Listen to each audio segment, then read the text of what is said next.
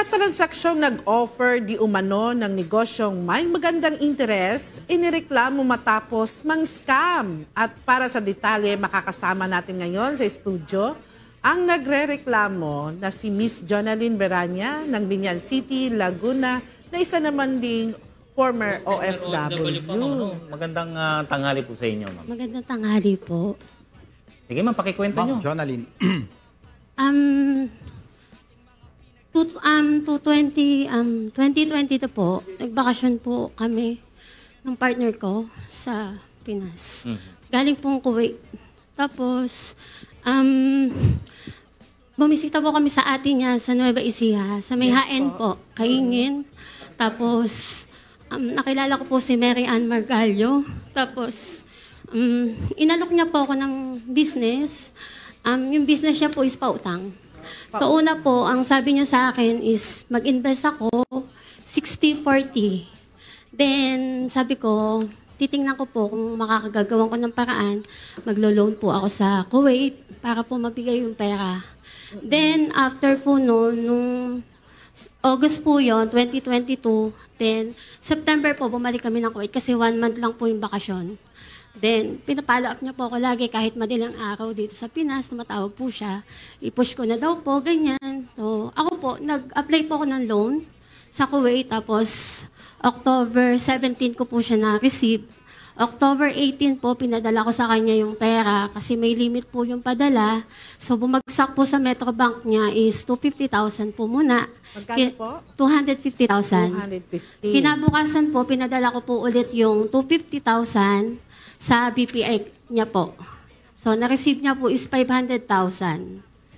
Then, sabi niya po is 12 months to pay. Marireceive ko po every month is 66,607.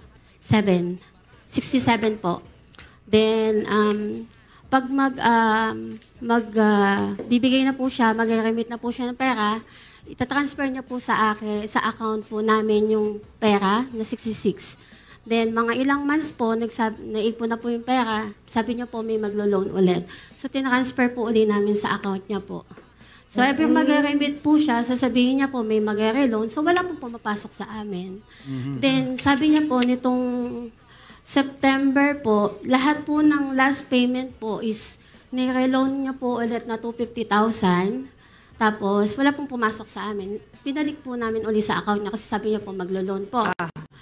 Then, after po noon, October, wala na po siyang paramdam. Then, di po niya pa, yun po pala is problema na po yung business niya. Sabi niya po, tinakbuhan siya ng handler niya. Okay. Ma'am, pakiulit niya, sino nga po yung nirereklamo niyo? Kasi medyo na-trattle kayo doon sa pangalan eh. Sino po yan? Si Mary Ann Margallo po, taga Nueva Ecija, AHN po. Hindi lang po ako yung nakuha niya ng pera, 6 po kami. Hindi ko po alam kung 6 lang. Pero sa pagkakaalam ko, 6 po kami. Yung iba po, binabayaran niya kasi po, yung isa po is malapit na po kay Kapitan, ganyan. Yung iba po, may kilalang lawyer. Ikaw naman alamin natin, saan daw po ipinapasok yung pera na hinihiram niya sa inyo? Sabi po niya, pinapautang po sa mga call center. So pautang, no? And then, magkano po yung kabuuan ba na nakuha sa inyo o gusto nyo mabalik sa inyo? Yung balance niya po sa amin is 411,000 po. Laki ano? Kaugnay din po niyan, Kuyang Edwin, ay nasa linya rin ng kapatid ng isang OFW na biktima rin di umano, kung saan pinapadala ng OFW sa kanya ang pera para personal na iabot sa nirereklamo. Saklap nito. Sige, nandiyan po si Miss Cristina Algas. Kababayan po natin dyan sa atin. O nga, 15 minutes away lang sa bahay ko yan. So, magandang hapon, ating Cristina. Paki-unmute po yung inyong mic. Cristina, paki-unmute po yung inyong audio. Yung mic nyo po.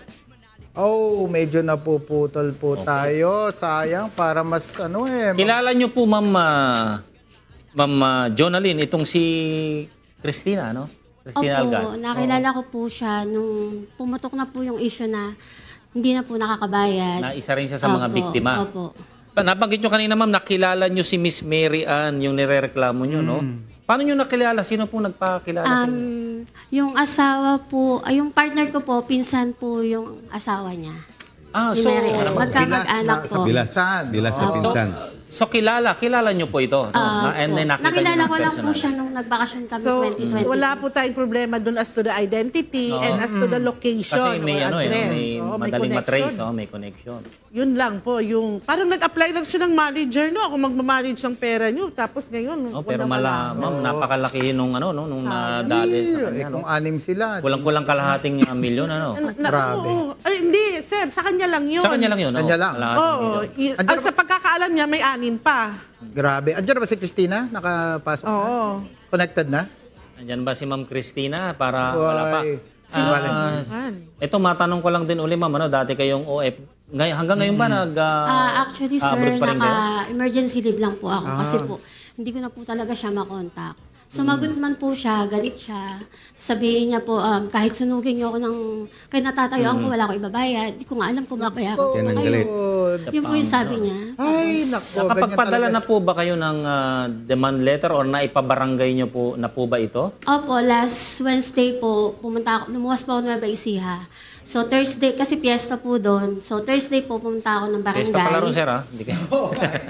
Punta po ako ng... May 5. Punta po ako ng barangay, tapos po, inassist naman po ako doon. Tapos, nagharap po kami nung asawa niya, kasi po, si Mary Ann po is nagtatrabaho sa call center dito sa Taguig. Nako.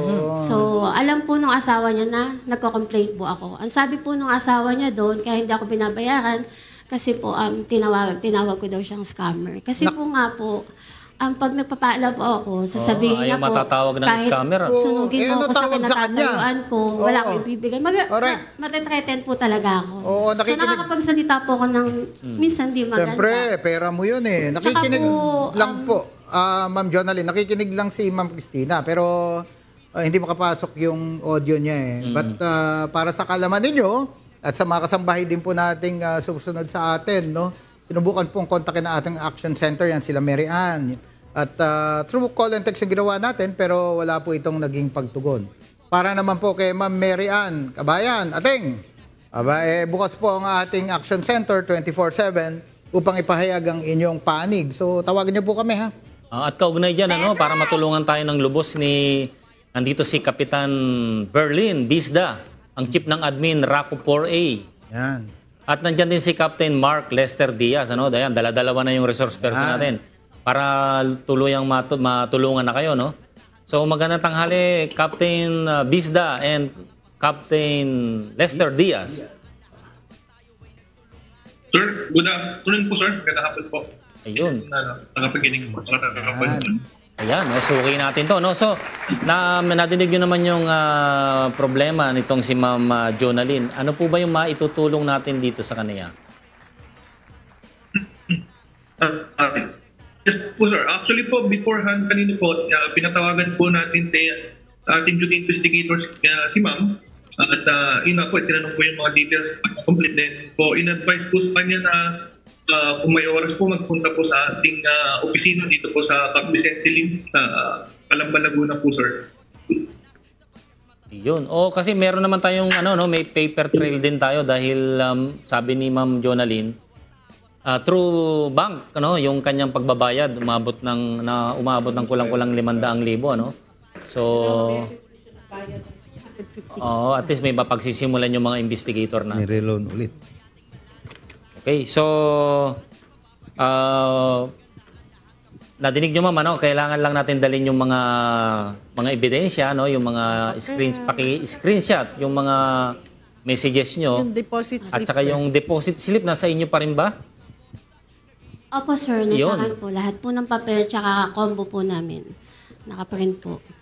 Huwag mong urungan, ma'am, na mapailan ng kaso para hindi na po siya mamihasa, no? Baka meron Actually pang po, iba. sorry ma'am, nagpo-post pa po siya sa Facebook ngayon na naghahanap pa po siya ng financer ulit.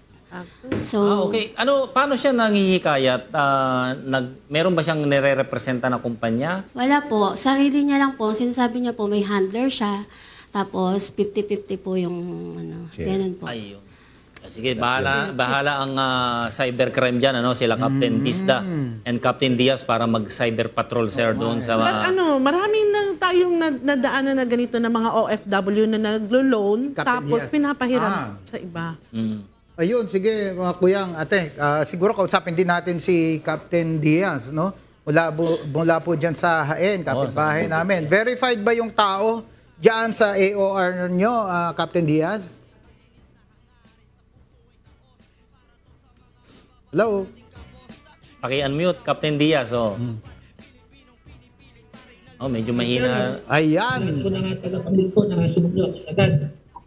Yes Oh. po. Oo, kabayan. Verified ba yung tao dyan, taga-Haen daw? Sir, positive po sa tagayod siya. Yun naman pala. So, Kilala sa lugar nila, no? oo, kilala. Kumusta yung ang profile o background noong nirereklamo? May mga dati na ba, mga previous cases yan o reklamo dyan sa ating station? Sir, negative siya, negative po. So ngayon pa lang. Palang. Okay. Oh, pero according kay Ma'am Jonalyn, sir, marami nang naloko. Oo. At kung nakikinig yung mga kasambahin natin na naloko rin itong binabanggit ni Ma'am Jonalyn na nagpapa-invest, yun, pumunta lang po kayo dito sa, kay Captain Mark Lester Diaz, dyan sa may Haen. Haen ba yun, sir? Municipal Police Station sa Nueva Ecija. Ma'am Jonalyn, lahat ba kayo OFW? 14 years na po. I mean, yung mga victims, yung mga Yung iba po, kapitbahay nila. Pero yung mga asawa po, mga nasa nasa abroad. Korea, ganyan. Oh. Tsaka po, sir, sabi niya walang nakukulong sa utang. Sinabi niya po sa akin. Talaga. Talaga Hindi, lang. alam nila yan. Sabi Oo. niya po sa Sa akin. Stapa, meron. Yun po. Di ba? Anyway, sir, Swindling meron, pero sa baka utang nakikinig, nanonood yung inireklamo mo, Ma'am Jonalyn, pwede kayong manawagan, baka sakaling nakikinig siya. Ate, alam mo kung gaano ka namin pinagkatiwalaan. Alam mo kung gaano ko pinaghihirapan yung pera ko. Kasi single parent po ako. Tapos magka-college na po yung mga anak ko. Tapos ako po yung breadwinner kasi namatay na po yung mga kapatid ko. Senior na po yung mga magulang ko. Nagme-maintenance pa po sila. Tapos, alam mo na nagkautang-utang kami sa Kuwait dahil sa'yo. So, sana mapag-usapan natin maayos. Sana makipag-usap ka para maayos natin yung problema na hindi na lumala pa.